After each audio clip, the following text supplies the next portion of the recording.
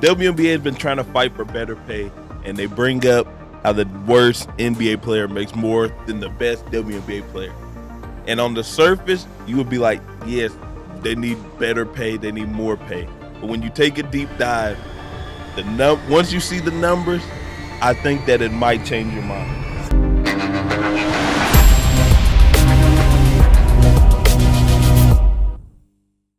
Like one player that makes maybe $12 million on an NBA team could cover the whole WNBA salary. It pisses me off because I don't think there's anyone in America that supports the WNBA more than NBA players. I feel like I end up making a video like this at least once every 6 months, and as a result, the audience gets a little frustrated and a little pissed off. So I just want to open up this video by saying that this is not coming from a place of sexism or anything like that. I'm just naturally very fascinated with business, and even furthermore, the business of basketball, because I am in the business of basketball. So before we get to the comments, our notifications to help the channel grow. Now that we get all of that out of the way, cue the intro.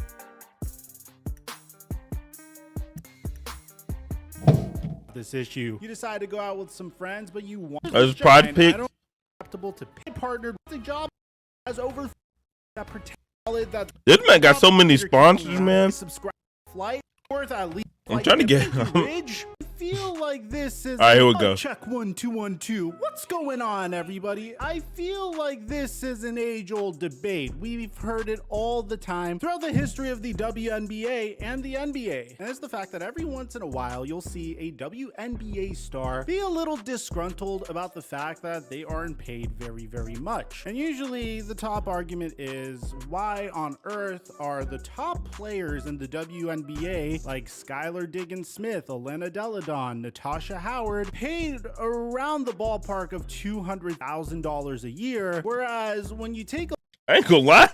All right, this gonna sound terrible, but I ain't gonna lie. They should be happy they're getting paid $200,000 a year. They really should. I ain't gonna lie. We gonna keep it a buck. I'm gonna keep it all the way a buck with y'all on this one. They should be happy that they're getting paid that much.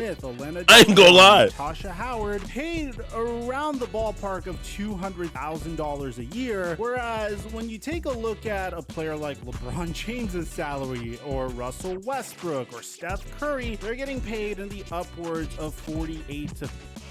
I'm sorry, this is what we're not gonna do. We can't do this. We cannot do this. We cannot start comparing. I understand. You know, the crazy part is, I understand. Like, I understand they're the top players of their sport. We're not finna sit here and compare Skylar Diggins' salary to LeBron James when LeBron James is one of the biggest athletes. I'm not talking basketball player. He's one of the biggest athletes in the world and of all time. Steph Curry, one of the biggest athletes, one of the most known athletes, most known basketball players of all. He's an all-time great in the NBA, and we know how the NBA worldwide, everybody knows Steph Curry, man. Russell Westbrook or Steph Curry, they're getting paid in the upwards of $48 to $50 million. I mean, Russell Westbrook, with all due respect, coming off of the bench this year, not necessarily the player he once was, and he's making significantly more money than one of the top players in the WNBA. I mean, there's not really a comparison here. The veteran minimum in the NBA is something like $1.3 million, and the top paid player in the WNBA is about $230,000. This has been debated over time, the amount of money that women are getting paid in the WNBA, and it's just not fair. And I can understand.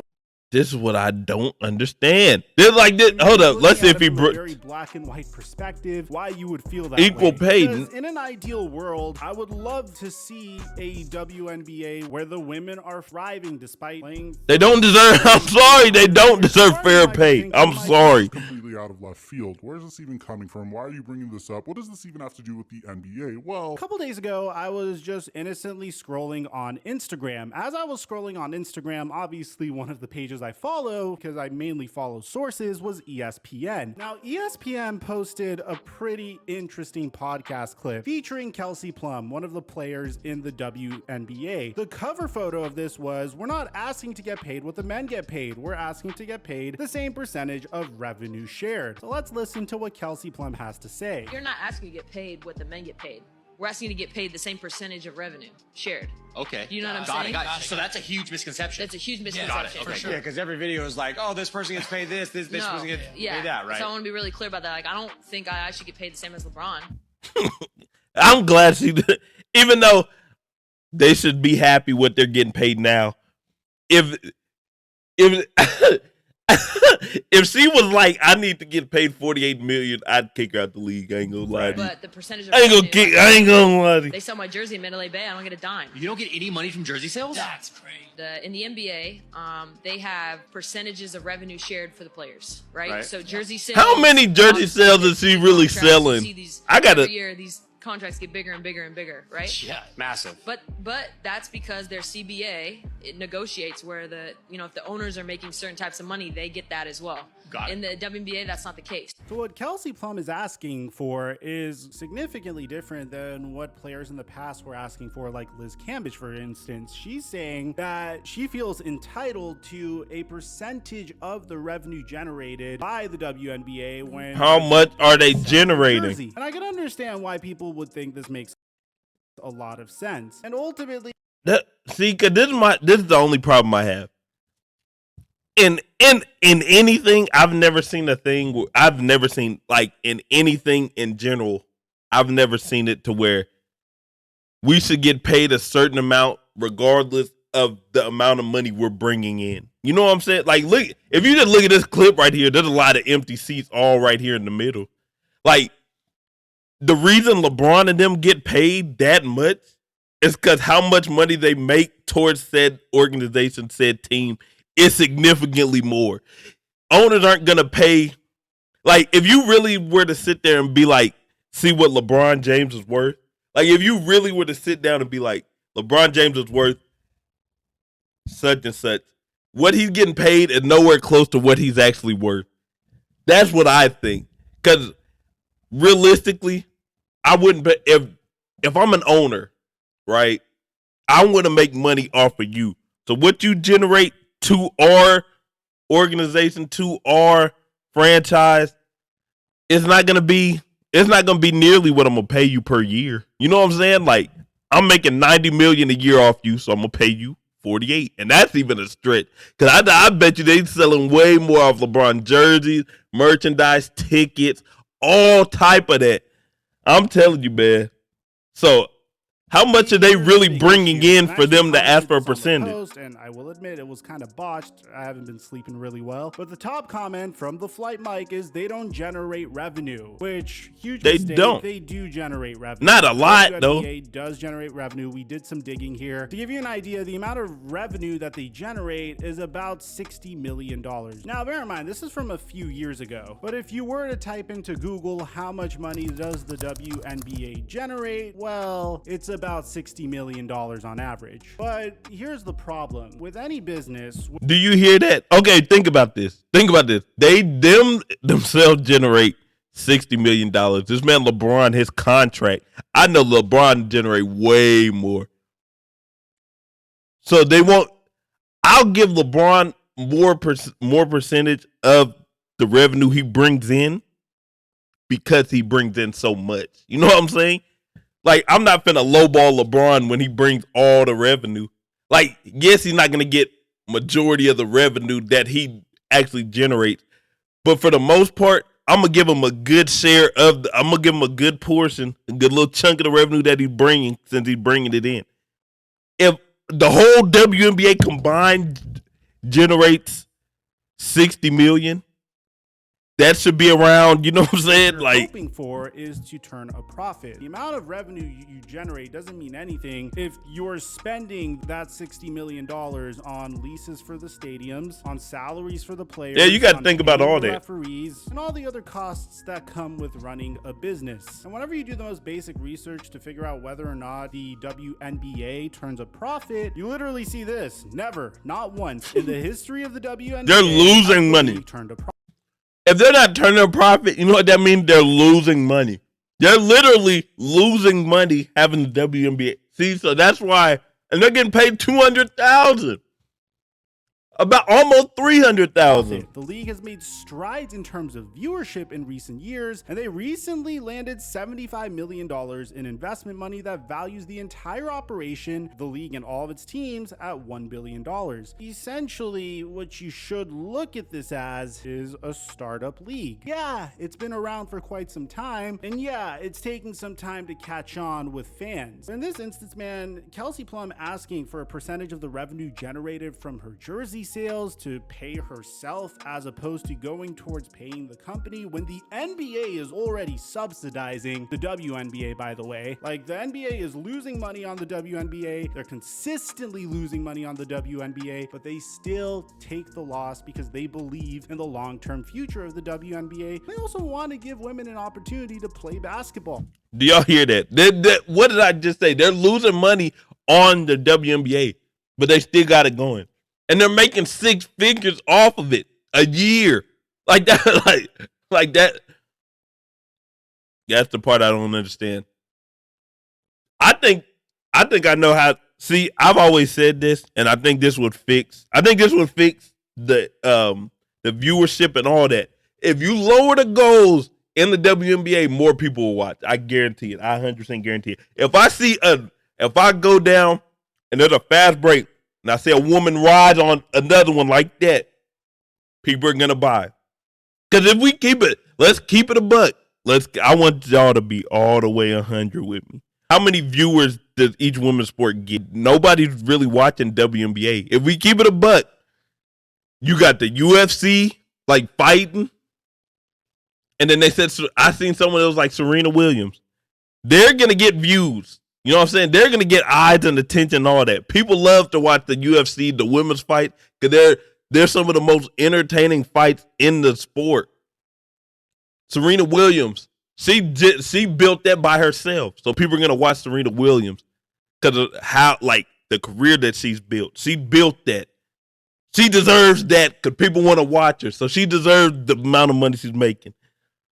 Nobody's watching the WNBA. If you lower the rims and they start punching on each other, people are going to watch. I guarantee they're going to be like, oh, this is new. And then once their highlights of people getting dunked on. To be honest, as a result of this, I actually think what Kelsey Plum's asking for is a little selfish. Every single penny needs to go back into the business to make sure that the WNBA can stay afloat for the future. Asking for a percentage of the jersey sales when this league honestly should not be existing given how they've been going negative for so long. I mean, if you compare it to other failed leagues in the past, like my favorite example, compare the WNBA to NFL Europe. Europe was founded in 1989. Their inaugural season was 1991. They kept going for about 16 seasons, and this was the 16 NFL's way to try to get into the European market. Ultimately, when their new commissioner came in, Roger Goodell, he said, this is a stupid idea. We're going to pull the plug on this completely. And they went about their European expansion in a different way. Now yeah, that's smart how he did it too, because now they have games to where, like, we'll go to Germany, we'll go to London, and we'll have two NFL teams play each other that already are built and established. We'll send them to London.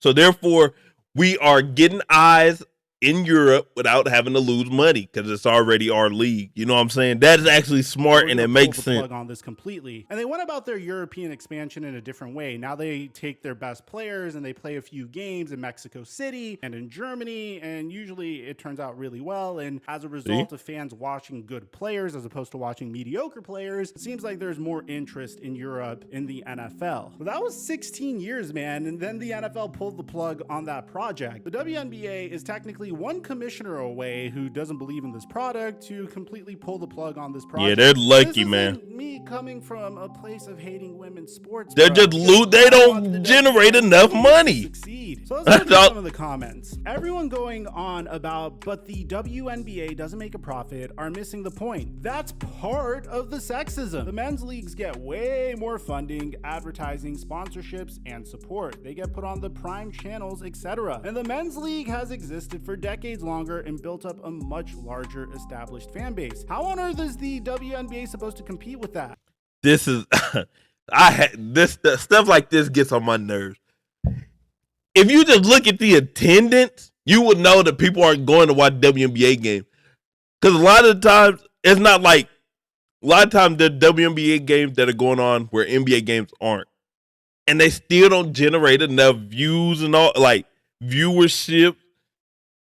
People don't go to, attendance is low, all of that's so low. Much wrong about this. I mean, essentially what the WNBA needs to do is shove the WNBA down the throats of the consumer until they build a fan base. The NBA, like she said, has been around for a while. It didn't immediately catch on. It took some time to build up that established fan base. Another thing that she said that drives me nuts is the idea that the WNBA is supposed to compete with the NBA, but the two leagues are never on at the same time. The WNBA, that's what I'm saying, goes on during the NBA's off season, so a really hardcore basketball fan would have a means of watching basketball when the men's league isn't available. It's not entertaining. That's the problem. Advertising, sponsorships, and support. Sponsorships have nothing to do with it. If a sponsor looks at a brand or a person and says, hey, if I slap my logo on this, it'll do fantastic for my brand and brand recognition, and this is a product we want to be associated with, that's on the sponsors. It's not like the WNBA is refusing sponsors for that reason. They could use all the sponsors they could get right now, considering how they're going negative. That's facts. Put on the prime channels. That's because the prime channels want the NBA, because the prime channels know that people will watch the NBA, which results in more advertising dollars for them. There is nothing about this that is sexist at all. It's all economic. It's like me sitting here and complaining to you guys about the fact that more people are willing to subscribe to female OnlyFans accounts as opposed to men, and how sexist that is. It's literally the same thing.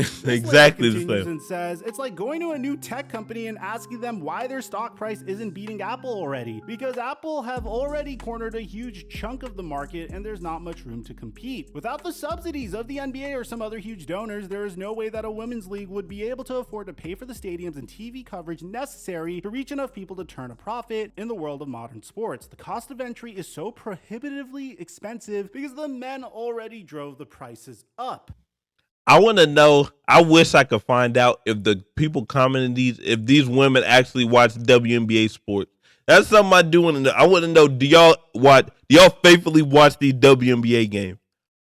Like, keep it a buck. Like, even there's a whole bunch of women that say they don't watch WNBA games. There's so much that this human is saying wrong. Like, the whole implication that there's a competition between the WNBA and the NBA, despite the fact that the NBA is subsidizing the WNBA, is bizarre. The NBA wants the WNBA to succeed. Chances are a WNBA fan will also watch the NBA. So at the end of the day, I could understand. You got all these NBA players going to WNBA games. A portion of her jersey sales would make sense if this league wasn't technically a startup league. If they were turning a profit, I would agree with her wholeheartedly. Yeah, but they're not. They're losing money. Wants their main career to be in basketball. At least they're getting paid six figures until it pops off. They need to be a little entrepreneurial. I mean, like Liz Cambage, who started in OnlyFans. I'm not saying they all should start OnlyFans, but they should use the exposure that they get and leverage that into other opportunities. I have no doubt in my mind, though, if the NBA keeps subsidizing the WNBA, 20 years from now, we might be saying something completely different. But for now, getting paid the amount that they get paid, they're getting paid well. It's a pretty sweet gig, if you ask me. That's what I'm saying. Down below what you guys think about all this.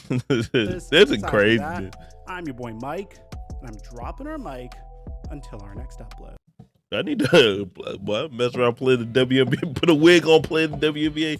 That's it for the video. Make sure you comment below. What do y'all think? What do y'all think? Should they be getting paid more? Should they change things around to get more viewerships and attendance to the game? What do you think they should do? Do you think the NBA pretty much monopolize the sport to where they can't make money? Y'all comment down below. I'll catch y'all next one. Till then, I'm out. Peace.